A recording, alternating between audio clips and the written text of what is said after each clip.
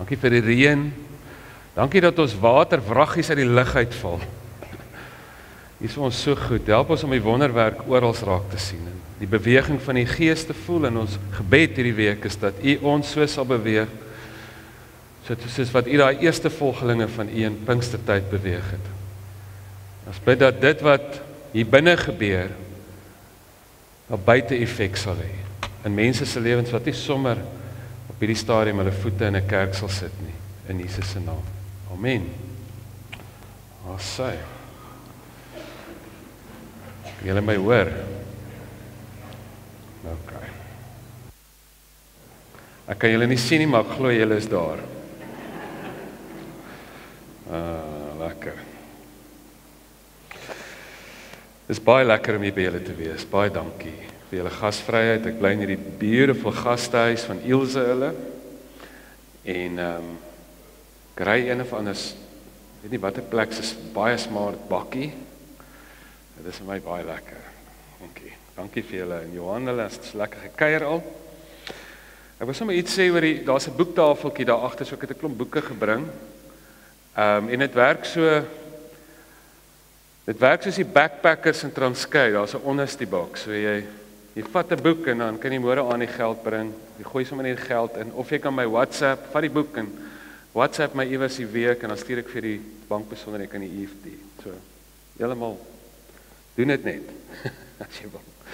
En dan sê hulle partykeer, ja, maar sê nou iemand vat 'n boek en betaal, sê nou iemand steel 'n boek, sê iemand nou die dag, toe sê ek, daai ou het jy die boek nodig, dis ook reg. So, hierdie boek het nou so 'n paar weke verskyn en eendags te ver.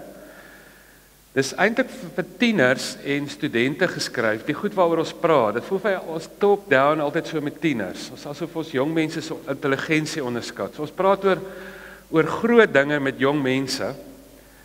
En is vir so met hoërskooltieners en studente. Ek was nou laasweek aan Stellenbosch by die studentegemeente. Maar nou moet ek julle sê, party mense is langer jonk as ander. En daar by huis ver genoeg. Dis die ouer huis. Dis nog wel 'n naam vir 'n ouer huis, nee, huis ver genoeg. Aan Pretoria lees hulle nou elke dag 'n storie uit die boek en Eberhard Bertelsmann, die Hooggeregshofregter wat Echo Legal daar by ons ran, hy en sy vrou, hy is nou al dink ek 79. Hulle lees gooi elke aand 'n storie vir mekaar en oor een van die ander boeke het iemand gesê die grootste kompliment was, hy lees lekker op die toilet, dis iemand anders, hierdie een ook.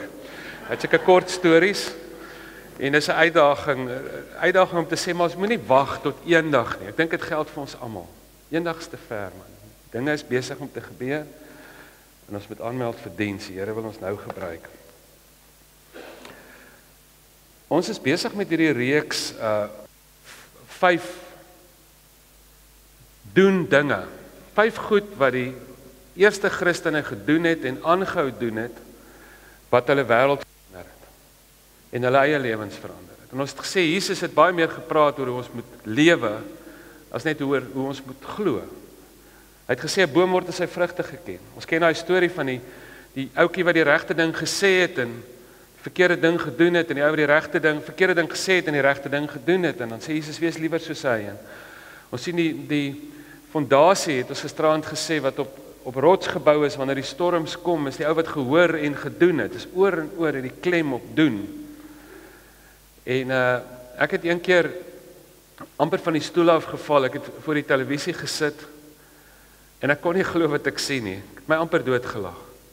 Bafana, ons sokkerspan het aan 'n reeks wedstryde deelgeneem, al die wedstryde verloor, en daar was so paneelbespreking, soos wat daar baie keer op Supersport, een van daai programme, dink dit was op SABC, een van die SABC kanale, en ek kon nie glo wat ek hoor nie, die ou sê, hy sê, I watched all these games, they didn't play that bad, you know, they lost, you know what, it's only 2 problems, hy sê, it was only attack and defense, dis al, verder het hulle goed gespeel, en toe dink ek wat, het hulle goeie halftyd gehou, was hulle klap by einkomste lekker, het hulle mooi opgehardloop op die veld, en lyk hulle treie goed, wat bly oor as jy attack en defense uithaal? En ek glo hierdie 5 goed, daar's dalk nog 'n paar ander, Maar ek glo dis so in die kern van Christen wees. Jy kan dit eintlik nie uithaal nie. Dis so wie ons is. Ons gaan eintlik probeer om te onthou wie ons eintlik is hierdie week. En ons gaan bid, Here, beweeg ons ook soos wat U daai eerste Christene beweeg het, wat so enorme impak gemaak het, en so ongelooflike donker, wrede, moeilike tyd, met so min, so baie reg gekry het. So ons praat oor hierdie 5 gewoontes. Die eerste een is om tyd af te sonder in gebed. Tweede een is om onselfsugtig te lewe met jou materiële besittings en geld.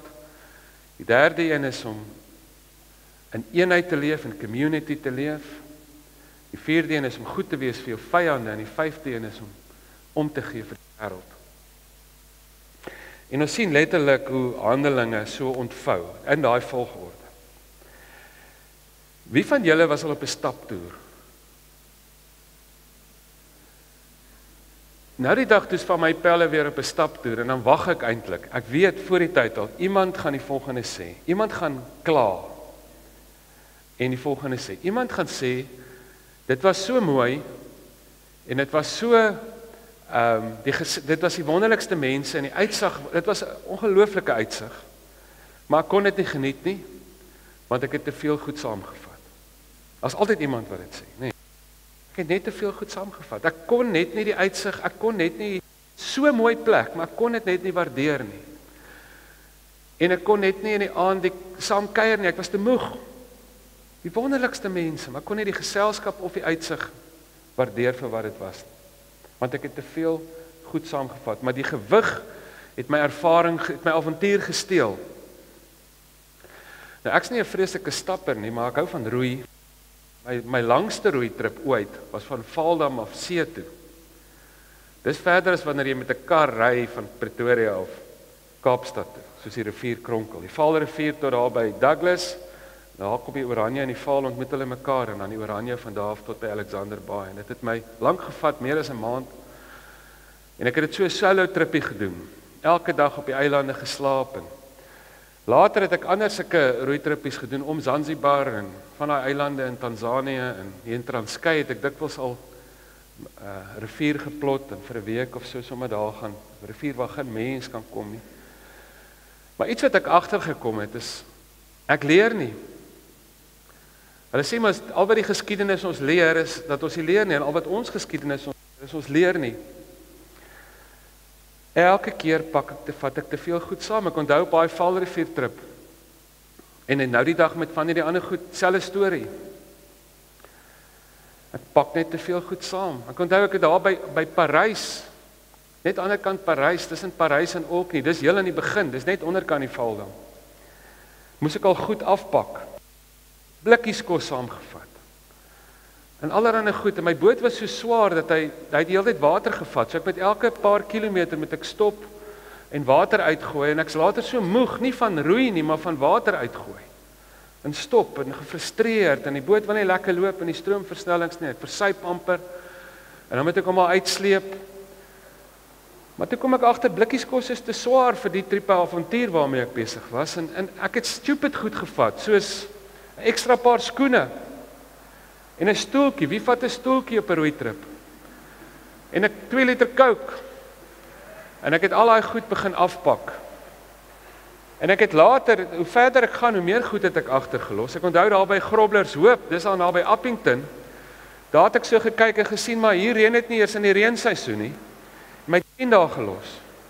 En ek het agtergekom, hoe meer goed ek agterlaat, hoe meer het ek die uitsig begin geniet, en meer het ek die geestelike diepte gevind, en kon ek die journey inwards doen, terwyl ek die journey outwards doen, en hoe beter was my reis. En weet julle wat het ek ook agtergekom is, letterlik, alles wat ek saamgevat het, wat my reis swaar gemaak het ek oorspronklik ingepak om my reis beter te maak. Ek het gedink, het gaan my help. Was nie een van daai goed wat ek ingepak het en gedink het, ja, ek hoop dit maak my kajak swaar nie. Inteendeel, ek het elke keer gedink, hierdie ding gaan my help, dit gaan dit beter maak. Ek het so in my geestesoë gesien hoe ek daai ding gebruik op die reis. En dit het op die ou en amper my avontuur van my gesteel. En ek dink dit gebeur in die lewe. Dat ons te veel goed saamdra, en dat ons besittings ons begin besit, en dat dit die avontuur van die lewe, dit wat ons veronderstel is om te doen, eintlik terughou. En ons impak in die wêreld partykeer terughou. Dat dit maak dat ons nie impak maak wat ons moet nie. En eintlik het ons daai goed opgelaai met die hoop dat dit ons groter, dat dit ons sal help om ons lig helder te laat skyn, maar dit het amper soos maatemmers geword waarmee ons lig begin toepak het, laat Christen wees so ingewikkeld geword het dat jy later nie meer weet waar om te kyk nie. En ek dink is nodig om vir ons elke geslag Christene om net weer te onthou wat 'n enorme impak die kerk gemaak het toe sy die ligste gereis het. En onthou ek sê sy, nie omdat een keer ek verbeeld in rapport en koerante en so aangeskryf, dan sê die oom, ja, maar jy's 'n liptaart, jy weet, jy's liberaal, want jy praat van die kerk in die vroulike terme, die bruid van Christus, Openbaring, en Paulus praat ook van die kerk in die vroulike term. Maar toe die kerk die ligste gereis het, het sy die grootste impak gemaak. Is ironies, nê? En ek dink nie, ek dink kerk groei het nuwe uitdagings gestel aan kerk wees. So dit is so dat 'n mens ander uitdagings vandag het as die klein organiese kerkies van die ou tyd, want ons is nou duisende, miljoene, later het dit gegroei van duisende na honderde duisende na miljoene. En dit is so. Maar as die vroeë kerk so baie gedoen het met so min, dan moet ons dan sekerlik baie meer doen met so baie, en ek dink nie dit gebeur nie. In ons wêreld werk dit so, as jy wil suksesvol wees, dan moet jy bymekaar maak. Jy moet altyd nog iets doen, nog iets hê, jy word ryker, jy besit meer, en jy word belangriker, jy kry status, jy kry altyd iets by, nog kennis, nog iets. Die student dink, as ek net eendag klaar is met my graad, hierdie boek praat juist bietjie daaroor. Die skoolier dink, as ek net klaar is met skool, die student dink, as ek net klaar is met my graad, dan gaan my lewe betekenis hê en dan gaan ek 'n verskil kan maak. Dan gaan ek gelukkig wees. Die werknemer dink, as ek net eendag die bestuurder is, die bestuurder dink, as ek net eendag die eienaar van die besigheid is, en wat dink die eienaar? As ek net nog besighede het. En so gaan dit aan, en so skuif ons die goalpost, en ons dink, ons het materiële voorwaardes vir geluk en betekenis, en om gebruik te word deur die Here. En is interessant, Jesus het mos alles op sy kop gekeer.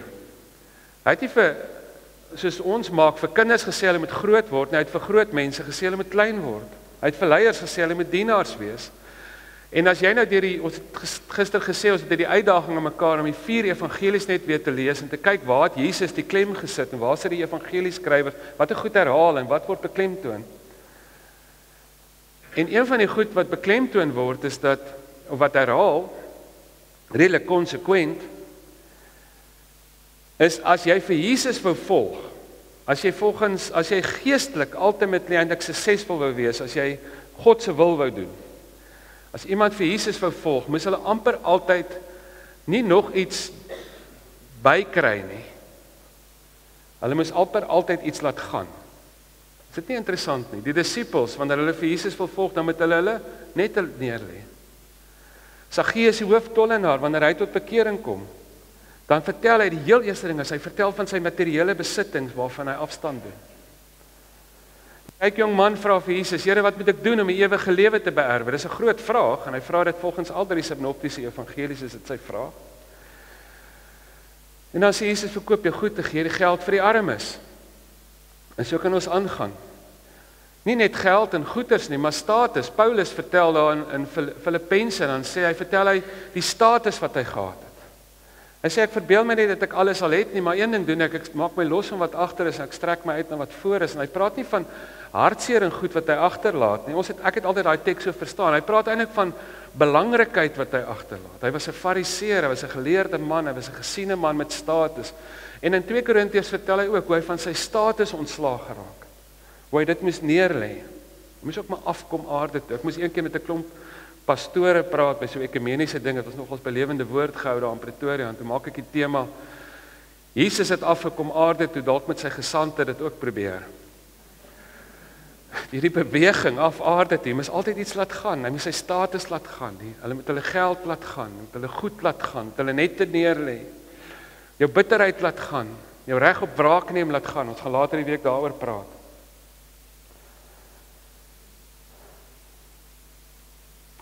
Sakena het gesê, we suffer more in imagination than in reality. Het is ongelooflik die suffering wat mense deurgaan, baie keer wat reeds genoeg het. Tom Smith, hy sê, hy het 'n studie gedoen vir sy M, en het met baie ryk mense gepraat, hy sê, die mees fascinerende ding was dat mense nie geweet het, hulle is ryk nie.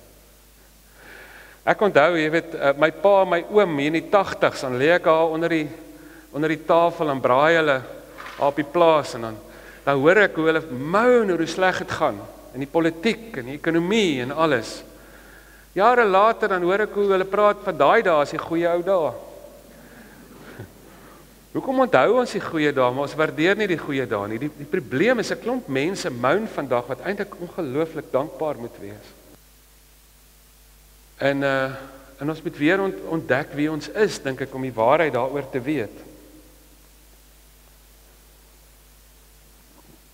Ons het gister begin met Handelinge 1, vers 14, daar staan in hulle tyd afgesonder in gebed. Die tweede ding wat ons gaan lees, en dan sit die uitstorting van die Heilige Gees kort daarna, en dan kry ons die eerste 2 prentjies van die kerk. Ons gaan dit vanaand lees en môre aand, en ek moet julle sê, ek het nog bitter min preke hieroor gehoor in my lewe. Dis nie daai dagstukkie wat jy memoriseer en wat jy graag onthou nie. Maar ek dink dis belangrik. Weet as jy vandag die woord kerk Google, dan kry jy geboue met torings en hoenders op, of auditoriums, en dis nie verkeerd nie, onthou kerk groei het nuwe uitdagings gestel in kerk wees. Maar dis goed om net weer te onthou wat ons in ons diepste, in ons mees eenvoudigste vorm is. Ek het een keer daar by ons, nou ek het julle vertel, ons werk met die wille jong mense, die een ou is geskort uit die verbeteringsskool, en hulle is nogal wintie, jy weet, hulle het nie eerst in die tou gestaan, toe takt uitgedeel is, en ek sê eendag, ek sê vir 'n klomp van hulle, ek sê, jy weet, ek is nie vet nie, ek het net grove beenstruktuur. Die ouetjie sê, Jaco, het jy al ooit 'n vet geraamte gesien? So ons kyk net so 'n bietjie weer na die geraamte van kerk wees. Jy weet, 'n ou sê een keer die versies wat hom deesdae die meeste ontstel, is nie daai klomp wat hy nie verstaan nie, is daai paar wat hy wel verstaan. Hy sê, maar kom ons kyk net weer daai kern van kerk wees, en dit is veronderstel om goeie nuus te wees, wanneer Jesus sê ons moet ligte reis. Veronderstel om goeie nuus te wees, maar ons moet die hart van die evangelie weer ontdek om dit te weet. As ons nie materiële voorwaardes aan geluk, aan betekenis en om gebruik te word in hierdie wêreld mee heg nie, dan word die goed waarmee ons geseën is 'n seën, en dan is ons eintlik nog gelukkiger. En dis 'n wonderlike dag as ek en jy dit kan ontdek. En party mense ontdek dit te laat. Party mense ontdek dit nooit nie. Party mense ontdek dit eers op hulle sterfbed. Het met 'n klomp bejaarde mense so 'n vraelys gemaak en gesê, wat sou jy as jy weer kon leef op hulle sterf, almal was baie naby aan doodgaan. Wat sal jy maak as jy weer kon lewe? As jy weer voor kon begin met wat jy nou weet? En hulle het 'n paar goed gesê, onder andere gesê ek sou meer gewaag het, maar hulle het ook almal gesê, amper sonder uitsondering, ek sou meer goed doen wat na my lewe nog sou voortleef. Meer goeie goed wat sou voortleef na ek weg is. Kom ons kyk na eerste 2 prentjies van kerk wees. Handelinge 2 word die Heilige Gees uitgestort, en dan kry ons die heel eerste prentjie van die kerk wat gebore word. Handelinge 2 gaan nou nie die hele stuk lees nie, en dan in Handelinge 4 kry ons die tweede prentjie. Handelinge 2 vers 44, al die gelowiges was eensgesind, en het alles met mekaar gedeel. Hulle het hulle grond en hulle besittings verkoop, en die geld aan almal uitgedeel volgens elkeen se behoefte. Hulle het elke dag almal getrou by die tempel bymekaar gekom, en van huis tot huis 'n gemeenskaplike maaltyd gehou. Hulle kos met blydskap en in alle eenvoud geëet, en God geprys. En die hele volk was hulle goedgesind, en die Here het elke dag mense wat gered word by die gemeente gevoeg. Handelinge 4 is letterlik die tweede prentjie van die kerk. Vers 32, die groot getal wat gelowig geword het, was een van hart en siel. Niemand het sy goed net vir homself gehou nie, maar hulle het alles met mekaar gedeel. Gaan lees bietjie die res, aangrypende prentjies van die eerste kerk. Toe ek het nou die dag weer lees, toe dink ek, hoekom is dit so, as mens nou, jy gaan deur die kerkjaar, ons vier Jesus se geboorte met Kersfees, en dan Paasfees, sy kruisiging en sy opstanding, en nou die dag Hemelvaart, en dan sit die uitstorting van die Heilige Gees. Dis asof alles opbou. Asof Jesus sy disippels vir 'n paar jaar lank in diensopleiding gee, vir baie kort rukkie, in diensopleiding gee, en dan sê hy, dan gaan hy hemel toe, en dan sê hy, nou gaan my Gees julle beweeg, Handelinge 1 vers 8. En dan is dit asof die groot ding, alles het opgebou tot op daai punt. Hier word die kerk nou gebore, die Heilige Gees word uitgestort. En dan wonder ek, hoekom is die heel eerste ding wat ons lees, in Handelinge 2 en in Handelinge 4, dat hulle materiële goed met mekaar gedeel het. Almal het alles met mekaar gedeel en niemand het iets tekort gehad. Hoekom is dit die eerste ding wat ons lees? En ek dink dit gaan oor die definisie van liefde. Onthou Jesus het gesê, toe die bestudeerder van God, die skrifgeleerde, toe hy vir hom vra, wat is die heel belangrikste in ons hele godsdienst, die wet en die profete? Toe sê Jesus, die heel belangrikste is om lief te hê. God met jou hele wese lief te hê. En toe sê Jesus 'n ding wat vir hulle laat kop krap het. Toe sê hy, en die tweede wat hiermee gelyk staan, jou naaste soos jouself. En dan vertel hy in Lukas die verhaal van die barmhartige Samaritaan om dit te verduidelik. Daar staan hy, ou wil homself handhaaf. Te vra, wie is my naaste? Hy het natuurlik gehoop Jesus sê, my broers en my mede-Jode en my mense. Dan vertel hy daai aangrypende storie. Dis nogals, mens moet nie te verbaas wees dat hulle Jesus gekruisig het. Hy vir daai Joodse godsdienstiges, toe hulle vra wat is die belangrikste in ons hele godsdienst, 'n Samaritaan gebruik as 'n voorbeeld van wat die samevatting van die wet is. Maar Jesus sê liefde is heel belangrikste.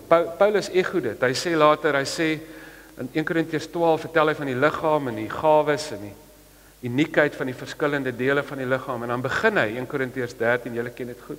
Maar die eerste sin sê, nou gaan ek julle die heel belangrikste wys. En dan is dit asof hy sy mind stretch, dan sê hy, maak nie saak hoe godsdienstig, jy kan ekstreem godsdienstig en toegewyd wees aan God. Jy kan die gawes hê van engele. Jy kan die geloof hê om berge te versit. Jy kan al die kennis hê. As jy nie liefde het nie, is jy niks. My sussie het gesê, Jaco, jy sak, toe ek klein was. Nou 'n vakuum sak, niks sak. Hy sê, as jy kon net sowel nie bestaan het nie, jy's absoluut niks as jy nie lief, al is jy hoe godsdienstig. Nogal iets om te onthou. En ek dink as ons Handelinge 2 en Handelinge 4 wil verstaan, dan moet ons kyk na die definisie van liefde, en as mens met 'n ding werk soos liefde, 'n groot begrip soos daai, wat so bietjie abstrakt kan voorkom, ek dink nie dit is so abstrakt nie, ek dink dit is 'n baie tasbare ding, want dan help dit partykeer om te vra, wat is die teenoorgestelde van liefde? Ek het nou die dag so reeks gedoen daar in Vredendal, en ek praat by die ouete huis, in die middag doen ek by die ouete huis die diens, en die aand by die gemeente, en ek sê, wat is die teenoorgestelde van liefde? Die een tannie skree so my uit, sy sê dis haat. Ek sê, tannie, ek het ook altyd so gedink, maar ek dink nie dis haat nie. Kom ek sê vir julle 'n paar horrible voorbeelde. Die kindermolesteerder haat nie kinders nie. Inteendeel. Die fabriekseienaar wat 'n klomp gemors in die rivier in pomp, haat nie die rivier nie. Hy het nie gaan sit en gedink, Jesus, ek haat hierdie rivier, ek gaan hom besoedel nie. Hy wil net meer wins maak op 'n makliker manier. Hy het niks teen die rivier nie. Hy is ook teen die renosterstropers, en hy hou ook van daai olifanteprogram op National Geographic, en hy gaan nou graag vakansie in die wildtuin met al sy geld wat hy maak. Dit is maar net 'n cop-out, dit is 'n vinnige pad om meer geld te maak, daai water wat hy in die rivier inpomp. Hy haat nie die rivier nie. Die CEO wat van sy onderste werknemers afdank, sodat hy nog steeds sy bonus kan kry, sy 3 miljoen rand bonus aan die einde van die jaar kan kry. Hy haat nie daai mense nie. Hy het nie besluit, ek gaan vir julle graai nie. Ek voel eintlik 'n bietjie jammer vir hulle. Hy wil maar net sy bonus hê. Die teenoorgestelde van liefde is nie haat nie, dis selfsug.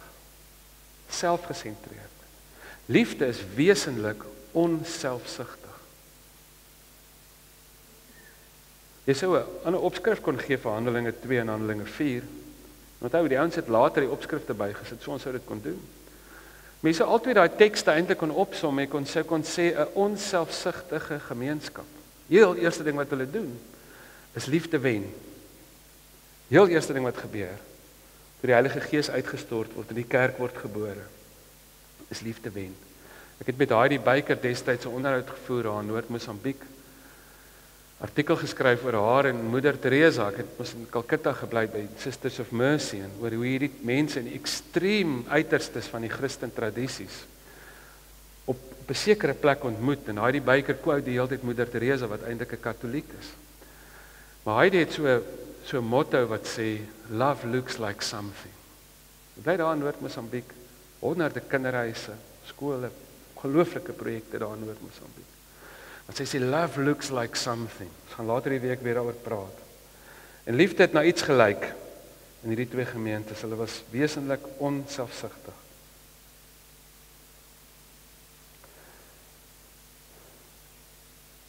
Ek vertel altyd hierdie storie vir die jong mense. Ou het met 'n hamer en 'n bytel aan 'n groot klip gekap. Sy vriend kom verby en sê, wat kap jy so? Hy sê, maar ek maak 'n standbeeld van 'n perd. Die ou sê, dis seker baie moeilik. Hy sê, nee, dis eintlik maklik, jy kap net alles weg wat nie soos 'n perd lyk. Nee? En toe ek het hoor, toe dink ek, ja, dis 'n mooi beeld vir disippelskap, nie waar, nie? As jy kom voor die Here, dis wat disippelskap veronderstel is om te beteken, 'n Christen te wees, 'n volgeling van Jesus. Jy kom voor die Here en jy sê, Here, kap weg, sny uit wat nie soos Jesus is nie. Dis wat dit veronderstel is om te wees. Die kerk, ook die manier waarop ons onsself organiseer, moet ons moet dit eintlik meet aan Jesus. Moet sê, kap weg wat nie soos Jesus is nie. Dit moet eintlik ons visie wees. Ek het onderhoud gevoer met Leonard Sweet. Hy sê, gemeentes het sulke visies en missies en so aan. Hy sê, dit moet eintlik net wees following Jesus.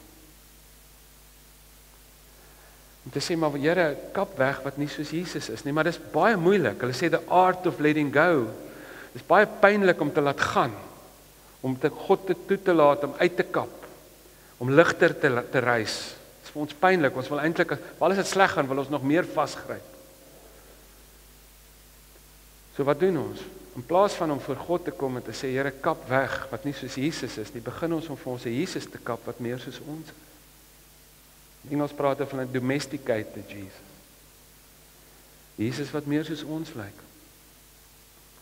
Bernard Shaw het gesê, God created man in his image, and man, the gentleman he was, decided to return the favor.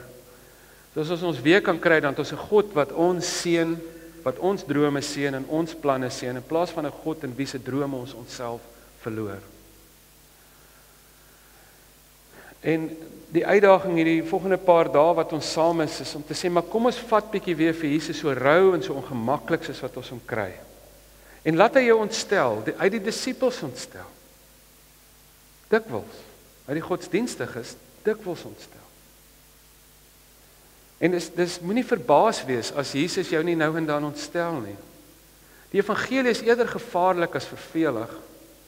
Om uiteindelik aan die begin van die 4 evangelies met daar so 'n waarskuwing staan wat sê, jy weet, wees versigtig, hierdie verhaal kan jou lewe kos, dit het letterlik. Dit is ontstellend. Wanneer Jesus iets beweeg het hy dikwels een van 2 effekte op mense gehad. Hy het hulle of ontstel of hulle was in verwondering. En miskien is dit nodig, dat ons net so 'n bietjie in die spanning leef, dat ons nie net spanning so vinnig as moontlik in ons wil oplos nie, maar dat ons sê, Here, laat hierdie ding in my hart werk. Jy weet, as die evangelie wat ons verkondig vandag so gewild is onder die reach en the powerful van ons wêreld, is ons waarskynlik nie besig om die hele storie te vertel nie. As ons dit teen Jesus meet. So kom ons waak daarteen om ons 'n Jesus te kap, om te sê as ons iets ongemakliks kry om dit weg te kap. En kom ons leef eerder in daai spanning dat dit ons ontstel. Maar kom ons werk ook van dit wat duidelik is na dit wat ons weet, ons kan partykeer kompleksiteit ook gebruik as 'n verskoning om goed te relativeer. Daar staan en onthou, Jesus was in sy grootste moeilikheid. as gevolg van sy siening rondom materiële besittings en geld.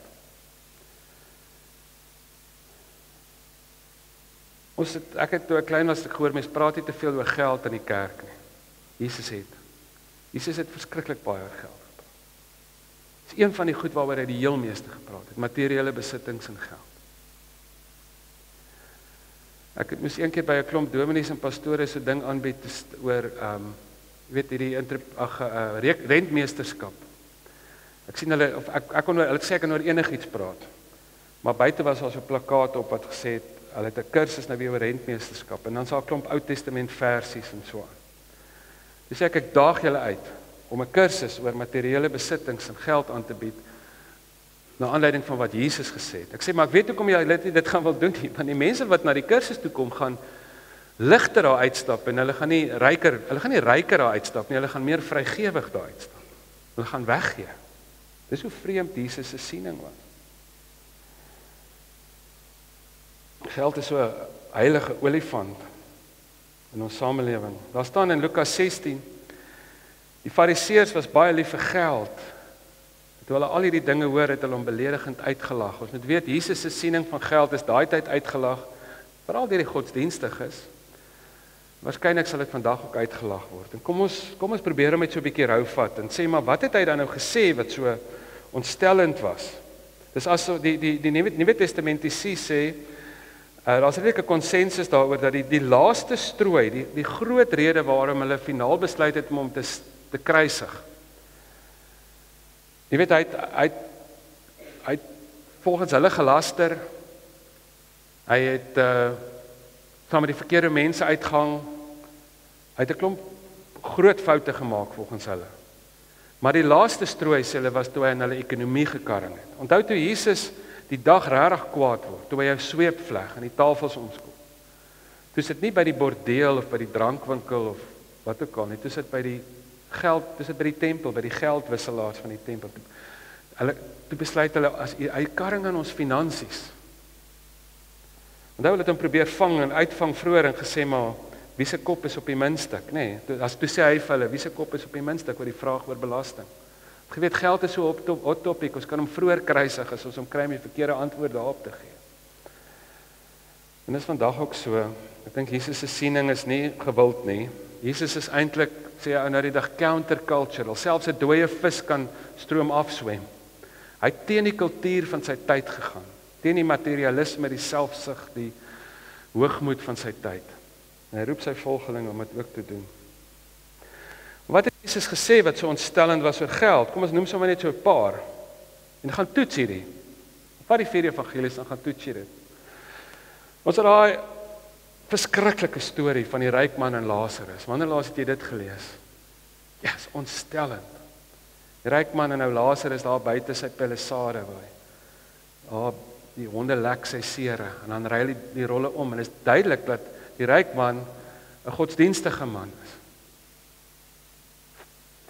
Jesus sê goed soos moenie vir julle skatte bymekaar waar mot en roes dit kan verniel. Ons het die storie van die ryk jong man. En ons eerste reaksie is Jesus is nie regtig ernstig nie. Maar wat my nogals ontstel van daai storie is dat die disippels was ontstel. So hulle het gedink Jesus was baie ernstig met wat hy gesê het. Die ou kom na Jesus toe, hy sê, wat moet ek doen om die ewige lewe te beerwe? Dis wat hy vra. Gaan lees daai teks. En die disippels is ontstel. En dan sê hy, en as dit is interessant, mense dit lees, en jy lees dit in al die evangelies, dan sê hulle, Here, maar wie kan dan gered word? Dis ons gevoel ook, is dit nie? En dan sê Jesus, wat vir mense onmoontlik is, vir God moontlik, en dan interessant, dan sê hy vir die disippels, hoekom is julle so verbaas? Julle het dit dan gedoen. Julle het dan alles neergelê en my gevolg. Gaan lees 'n bietjie daai teks. Wanneer Jesus 'n voorbeeld wil gee van wat dit is om te gee, dan gebruik hy nie 'n ryk man wat 'n paar rand gee nie, 'n paar duisend rand gee nie. Hy gebruik 'n arm weduwee wat uit haar armoede haar laaste 2 muntstukke gee, 'n onregverdige stelsel.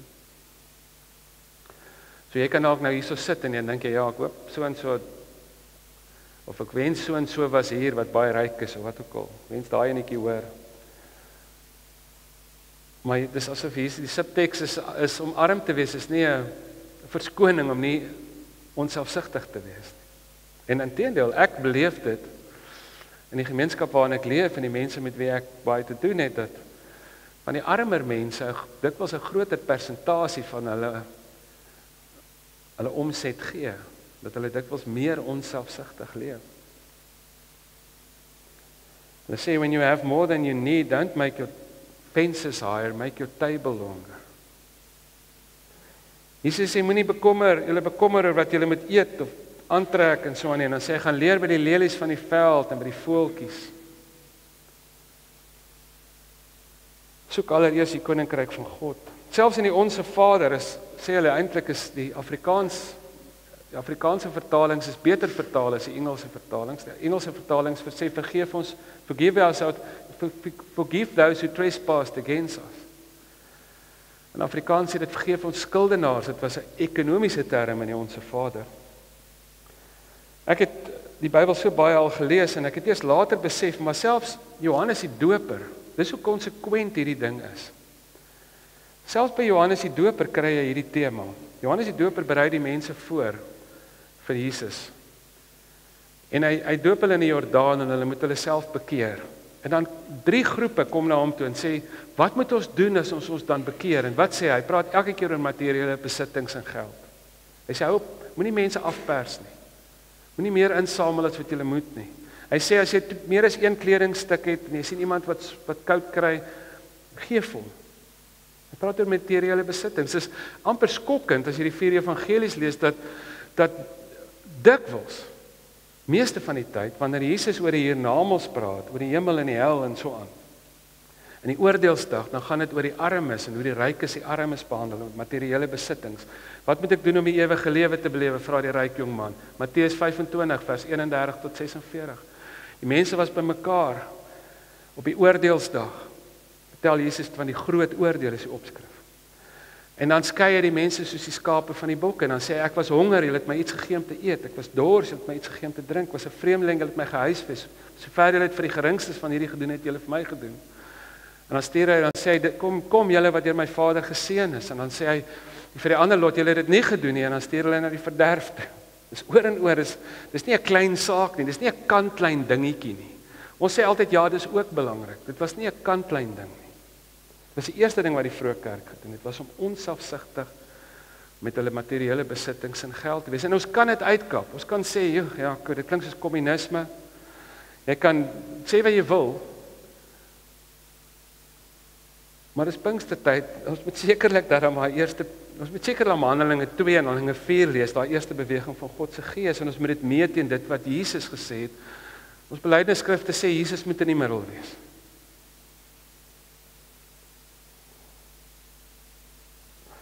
Ek onthou 'n tannie, ek sê nou weer 'n tannie, ek gaan die res van die week net oor ooms praat. Maar ek kan nou nie jok en sê dit was 'n oom nie, as dit 'n tannie was. Maar ek weet nie, Johan en David, julle of tyd, daai maak skoon jou huis tyd, dan gee die ouens altyd vir my sulke DVD's. Dan gaan dit nou oor, jy met die tuindwergies en die Boeddha beeldjie, en as jy 'n Afrika beeld het in jou huis, en as daar 'n boek is wat nie reg is, selfs liewe heksie, moes uit jou huis, en jy moet jou huis skoon maak, nee. Dit is eintlik lagwekkend. Hulle het die duiwel agter elke bos gekry. Mammon was altyd baie welkom, ek mag hierdie goedjies. Dus so tannie kom na my toe, sy sê, en ek gaan bly in Indië vir 'n ruk, en ek gaan vir die hoeveelste keer soontoe. Ek weet nie vir Simon Salvaraj baie goed wat julle gemeente ondersteun. En sy sê, Jaco, ek gaan vir jou so bid. Sy sê, jy moet tog versigtig wees, jy moet tog die goed bind en so aan, jy weet, want daar's nog maar baie gode in Indië. Ek sê, tannie, ek sê meer as wat jy dink. As jy daar in 'n taxi ry, dan sit Ganesh, die olifant goetjie. As jy in 'n winkel instap, dan staan hy sulke toor, jy weet, so teken op die grond, daar hang 'n toorsakkie hier, is op elke hoek is 'n tempel van gode, van Ganesh tot Hanuman en you name it, Kali, Calcutta, die naam van Calcutta kom van die naam Kali af. Ek sê, daar is verskriklik gode. Ek sê, maar ek wil tannie dit sê, as Indië vir tannie gaan ontstel, gaan Sandton City tannie heeltemal uitvreek. Dan gaan Sandton City vir jou kop afmaak. Ek sê, want in daai tyd, met met al die Romeinse en Griekse gode wat hulle aanbid het, en al die tempels en goed, is daar maar een God waarteen Jesus waarsku. En wat is dit? Mammon. Geld. Dit is asof Jesus so deursny tot op die been en sê, maar dit is die kern van die grootste hartseer in ons wêreld. Selfsug is in die wortel van soveel swaar kry en moeilikheid wat ons beleef, en gesinne wat opbreek en oorloë en you name it. Mense gee hulle siele vir materiële besittings en geld. Hy sê, jy kan nie God en Mammon dien nie. Onthou julle daai teks? Jesus sê, jy kan nie twee baase gelyk dien, jy kan nie God en Mammon dien nie. Ons kan die res van vanaand net aangaan en tekste lees waar Jesus oor geld en materiële besittings praat. Dit is nie 'n kantlyn saak nie. Dit is 'n kernsaak. Want die definisie van liefde is onselfsugtigheid. As jy geseën word, moet jy besig wees met die vraag, hoe kan ek 'n seën wees?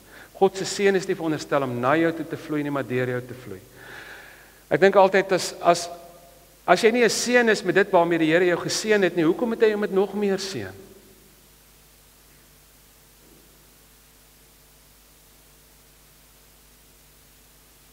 Die vroeë kerk het baie reg gekry met min. Ek onthou, daar was altyd ouens wat mense op sulke teologiese toere vat, en dan sit Engeland toe, of gewoonlik Amerika toe, en dan moet ons nou gaan leer by die groot kerke, Bill Hybels, en al die ouens, Rick Warren, en was baie om te leer by hulle, dink ek. En gaan besoek hulle vir Leonard Sweet en so aan. Maar toe hulle het my gevra op 'n stadium, toe sê die sinode, hulle sal geld gee, ek kan 'n toer vat, toe vat ek die toer Indië toe, die teologiese toer, want die kerk daar word nog vervolg, en die Christene is in die minderheid. Maar ek het later agtergekom, eintlik die groot motief is daar's iets anders wat die mense in Indië beleef, iets wat ek daar beleef het. Jy weet, ek het as 'n arm student gegaan destyds, maar ek het skatryk teruggekom met meer geld.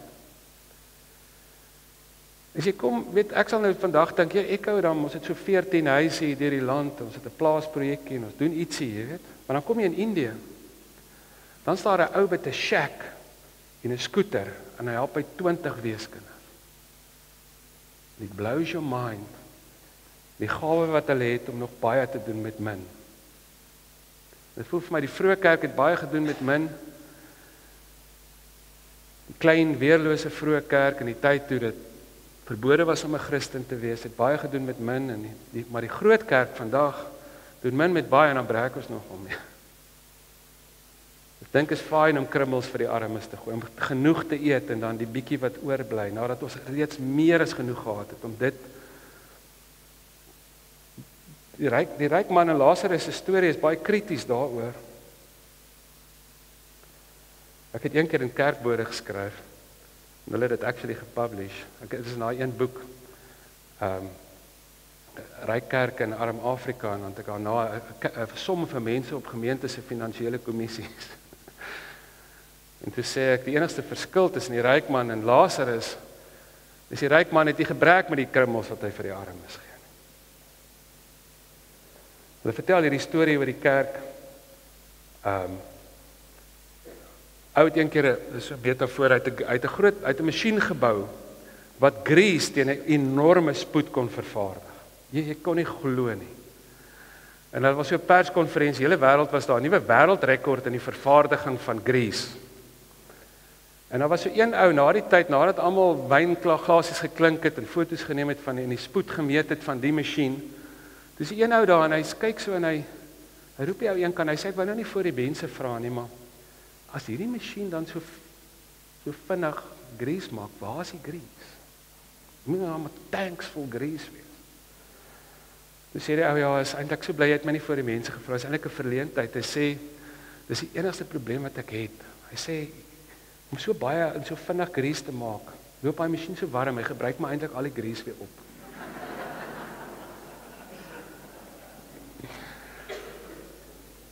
Ek het julle nou stories vertel van die gemeenskapie waarin ek leef. Ek is 24 jaar oud. Ek bly daar in 'n woonstelletjie tussen die 5 huise in Pretoria, ons het ook huise in Johannesburg, ander plekke in die land. En ons het twee groepe mense. Die een groep is hierdie hoërskoolkinders en naskoolse jong mense wat nie 'n familie het nie, wat baie broken is, wat regtig down and out is, skrikkelik swaar gekry het. Jy kan dit nie eens vergelyk met enigiets wat. Dis net ongelooflik, die hartseer en die eensaamheid wat daai kinders en die weerloosheid wat hulle beleef. Jy weet, jy sal 'n meisie hê van 16, maar as jy 'n fliek oor haar lewe maak, sal dit 2 tot 18 wees. Jy sal dit nie eens kan kyk nie, of 'n meisie van 14. Maar die werklike vreemde mense wat by ons bly, is die klomp wat daar bly om 'n verskil te maak.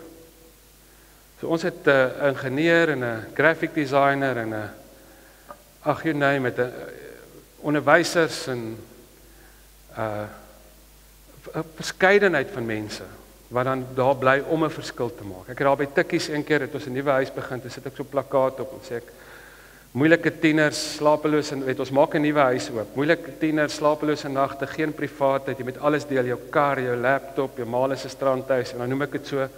Sê kontak my as jy belangstel. Hulle is die weirdos wat jou dan kontak. En dit is 'n ongelooflike voorreg om hulle dop te hou. Ons het gevind dat die beste manier om jong mense in nood te help is hierdie Handelinge model. Is 'n gemeenskap te wees waar almal alles deel en niemand niks tekort het nie. En dis nie kommunisme nie, dis nie asof ek nou alles besit nie. Inteendeel is vrywillige privaat besit. Ons deel dit omdat ons omgee, omdat ons liefhet.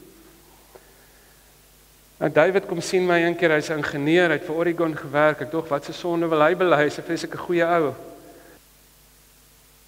Hy sê Jaco, jy weet wat se sif kar ek ry tot nou. Toe hy sê maar ek het dit was uiteindelik die afspraak het. Hy sê maar ek kry 'n nuwe vervoer toelaag. Hulle het nou vir my gesê goeie nuus by die werk. Ek wil net by jou hoor. Kan ons bietjie saamgesels? Wat se kar het die gemeenskap nodig?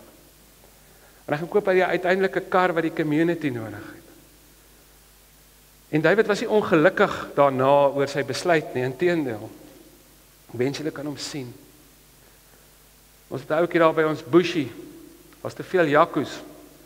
En nou noem hulle hom Bushie, nou jy weet hoe lyk daai arme ou as hulle my nog steeds Jaco noem. En hy het seker 9 jaar in ons huise gebly. Ek weet nie eens hoe lank nie. Hy's vandag nog betrokke. Hy het 'n maatskappy begin wat 'n klomp van ons jong mense werk gee en hy's weekliks betrokke by ons. Hy en sy hele gesinnetjie. Al bly hy nie meer daar nie, bly om die hoek. Dit hordes en hordes sulke stories, maar vir lank het hy daar gebly. Toe raak hy van sy kar ontslae. Sê ek, Bushie, hoekom raak jy vir jou kar ontslae? Toe sê hy, want hier's mos baie karre hier by ons. Ek het nie ook nodig om 'n kar te hê nie.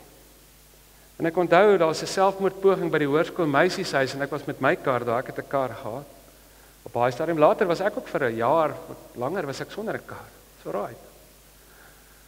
Maar daar was 'n selfmoordpoging en ek was hier daai dag met my kar daar en ek het oorgehardloop na een van die kamines oorkant toe en ek het gesê ek soek 'n kar, hier's 'n krisis. Het my gegooi met hulle sleutels en ek moes kyk wat ek weer daai saartjie ding met die remote en sien wat 'n kar dit is. En besef ek seker die kleinste gemeentetjie in die land, maar ons het baie karre want almal is in.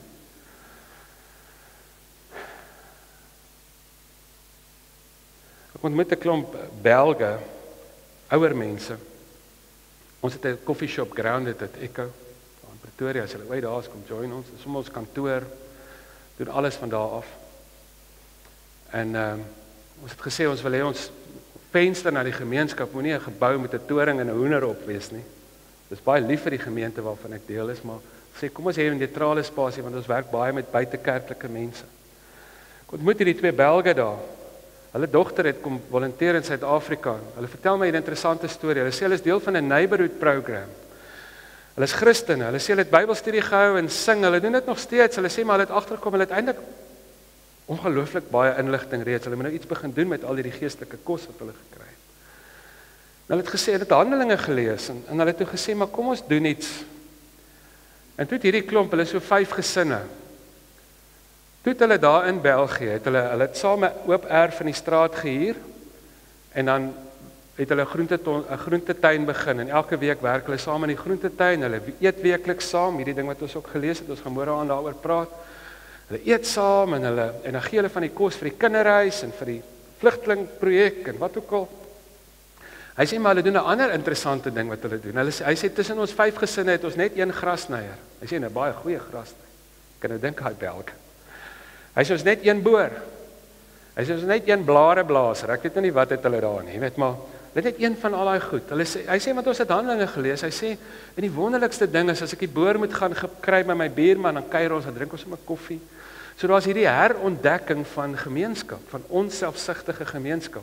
En ek wens julle kan die studente en die jong mense se oë sien opflikker, want hulle weet ons is te swaar. Dit wêreld kan nie so aangaan nie. Hulle sien wat selfsug doen. Was amper hierdie behoefte om weer na die eenvoud van kerkwees terug te keer. Die Jesus idees fascineer steeds die wêreld en dit werk as mense dit doen.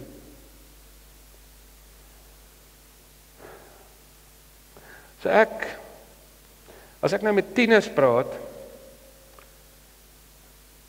ek het nou die dag, ek moes by die ATKV se groot byeenkoms praat, ek en Iwer Swart, hy is ook 'n merkwaardige ou, ek weet nie of julle hom ken nie, vlieg af, is daar groot byeenkoms, 450 van die leiers, en toe ons daar by Woester verbygaan, toe onthou ek my eerste een van my eerste jeugweke wat ek al by Woester gedoen het, en hulle in die een aand, nou is dit ongelooflik, nee, daar's al die skole van Woester, is 'n massiewe kerk, daar in die middel van Woester, die kinders sit so op rye, al die skole van die dorp is daar, ook die dowe skool, en die een aand moet ek 'n sekstalk doen, en die juffrou kom vorentoe en sy tolk, die sekstalk met handgebare, nou ek weet nie wie van julle het al 'n sekstalk en handgebare gesien nie, maar ek het al, en dit was die minste vervelige praatjie ooit.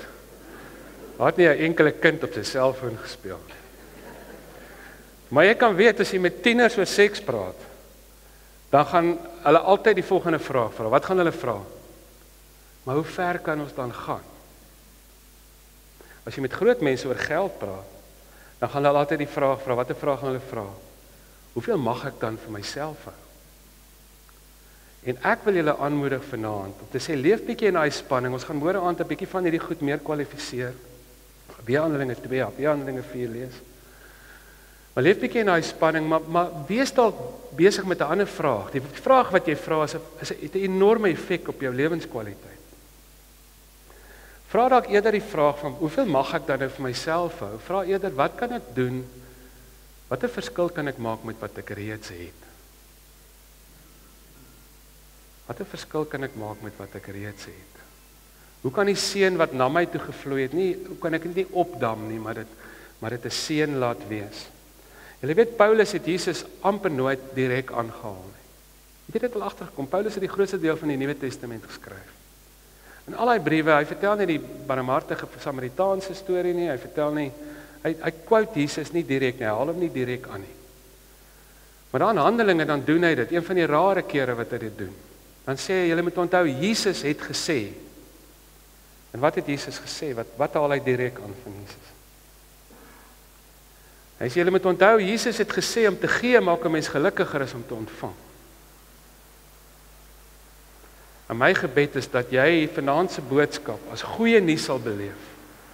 En dat jy besig sal weer raak met die vraag, Here, wat moet ek laat gaan om geestelik te groei? Wat moet ek laat gaan om meer betekenis te beleef? Wat moet ek laat gaan om 'n beter volgeling van U te wees? Wat moet ek laat gaan om hierdie wêreld 'n beter plek te maak?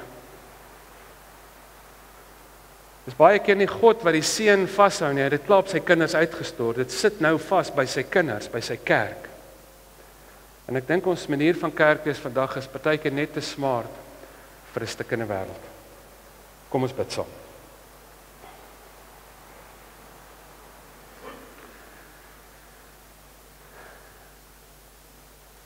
Here, bewaar ons daarteen om nou maar net vir ons 'n Jesus te kap wat by ons pas. Ek wil bid dat hierdie ding ons sal pla, dat dit ons sal ontstel.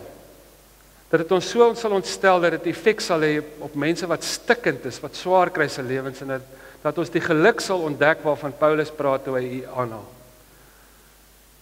Dat ons sal beleef wat dit is om 'n rivier te wees, waar die Gees vloei en nie 'n ou vrot dammetjie wat alles vir onsself en ons mense opdam nie. Bid dat U lewende water ons sal beweeg, dat dit deur ons sal stroom, dat dit ons weer sal skoonmaak. Ek wil bid dat U vir ons sal wys wat ons moet laat gaan. Ek wil bid dat U ons meer onselfsugtig sal maak.